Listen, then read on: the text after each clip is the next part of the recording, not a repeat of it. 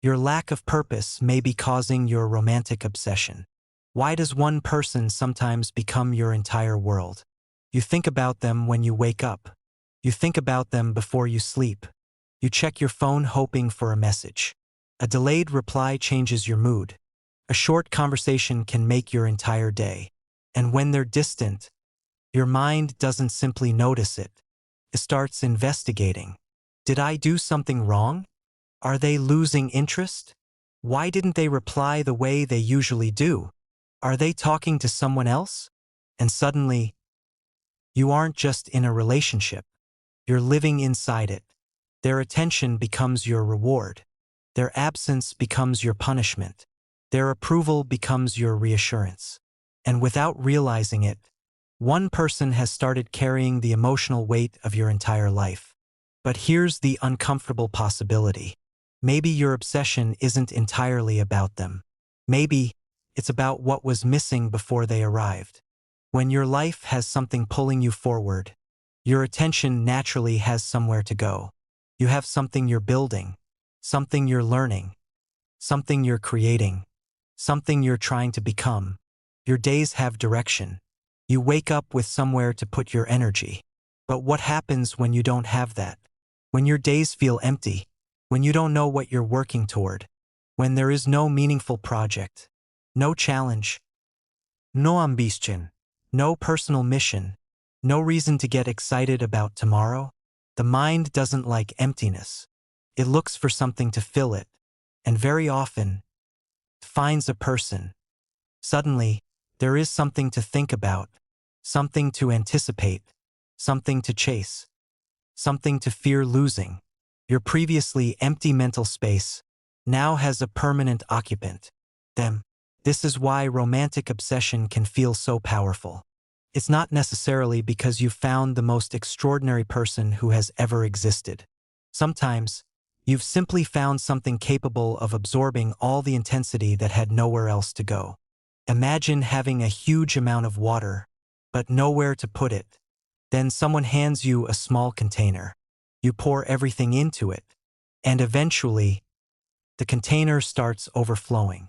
You look at the container and think, why is there so much water? But the problem was never the container. You simply had far more to pour than it was designed to hold. Relationships can become that container. You pour your loneliness into them, your hopes, your insecurities, your need for validation, your desire for excitement, your fear of being alone, your dreams about the future, and eventually, you expect one person to hold all of it. That's an impossible job. Think about someone whose life revolves around nothing except their relationship. They wake up, check their partner's messages, go to work, think about their partner, have lunch, wonder why their partner hasn't replied, come home, talk about the relationship. Before sleeping, replay the day's conversations. Their entire emotional world has become connected to another person's behavior. If the partner is affectionate, they feel amazing. If the partner is distant, they collapse. If they receive a message, relief. If they don't, anxiety. The relationship has become a psychological stock market. Every message is a price change. Every interaction determines whether they feel valuable. That's exhausting for both people. And this is where reassurance enters. You need them to prove they still care. Again, and again, and again. Do you still love me? Are we okay? Why are you acting different? Do you really want to be with me? The problem is, reassurance works. For a little while. They reassure you. Your anxiety decreases. You feel safe again. But then, the feeling returns. So you need another reassurance. Then another. And eventually, you aren't actually looking for love. You're looking for relief from uncertainty. That's a very different thing. Because no human being can give you permanent certainty. Even the person who loves you deeply cannot control tomorrow. People change. Circumstances change. Relationships evolve. Life is unpredictable. If your emotional stability depends on guaranteeing that someone will never leave, You have given yourself an impossible task. You are trying to make an uncertain world certain, and that's why obsession becomes so exhausting. You're not simply loving someone. You're trying to control the future through them.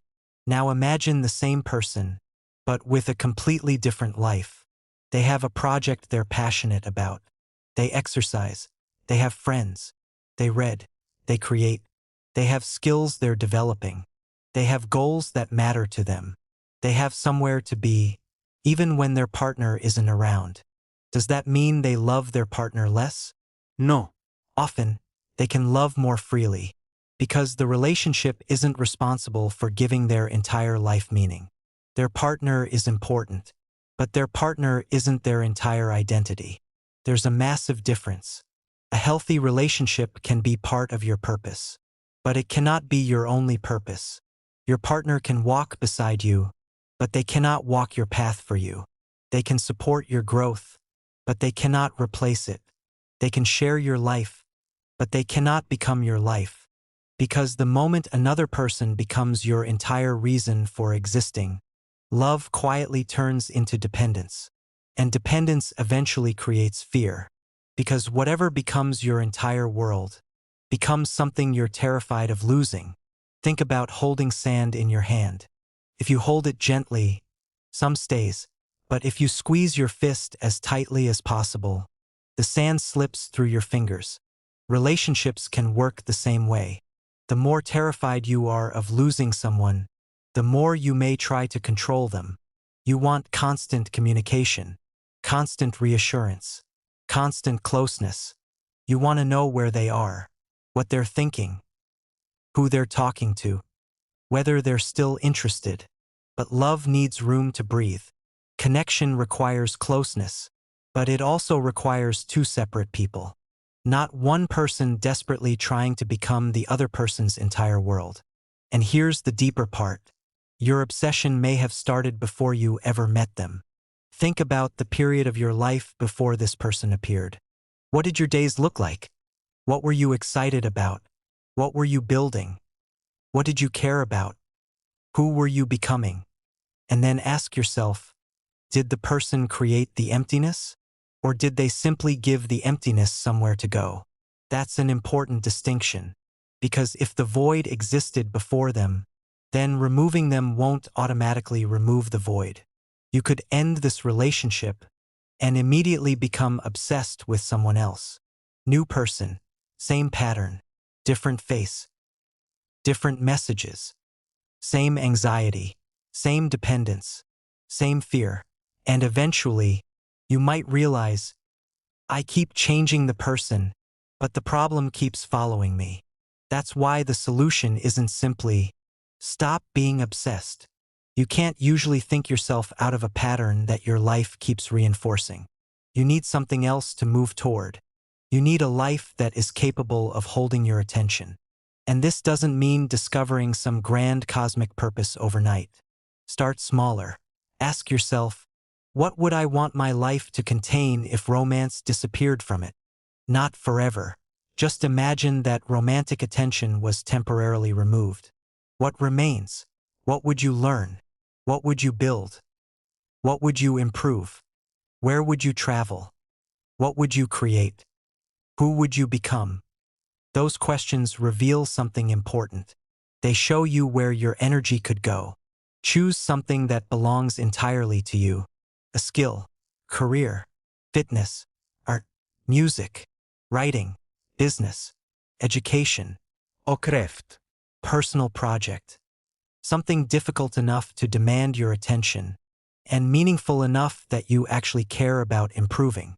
Then give it your energy, not because you're trying to distract yourself from love, but because you're building a life that doesn't disappear when romance becomes uncertain. And rebuild your relationship with solitude. This is important. If being alone immediately feels like emptiness, you'll naturally cling to whoever makes that emptiness disappear. But solitude can be trained. Spend time alone without immediately reaching for your phone. Go somewhere alone. Exercise alone. Read alone. Walk alone. Eat a meal without needing constant stimulation. First, It may feel uncomfortable. That's okay. You're learning that being alone is not the same as being abandoned. There is a difference. And when you're in a relationship, don't abandon your own life to maintain it. Keep your friends. Keep your interests. Keep your routines. Keep your ambitions. Keep becoming someone. The goal isn't to become emotionally distant. The goal is to become emotionally whole. Two complete people can choose each other. That's very different from two incomplete people desperately trying to use each other to feel complete. And there's another question worth asking when you feel obsessed. Instead of, how do I make them stay? Ask, why does their staying determine how I feel about myself? Instead of, why haven't they replied? Ask, why did their silence suddenly become so important to me? Instead of, how can I get more attention from them? Ask, what part of my life am I neglecting right now? Those questions shift your attention from controlling another person to understanding yourself. And that's where real change begins. You don't need to love someone less. You need to build a life that gives your love somewhere healthy to exist. Let someone be important without making them responsible for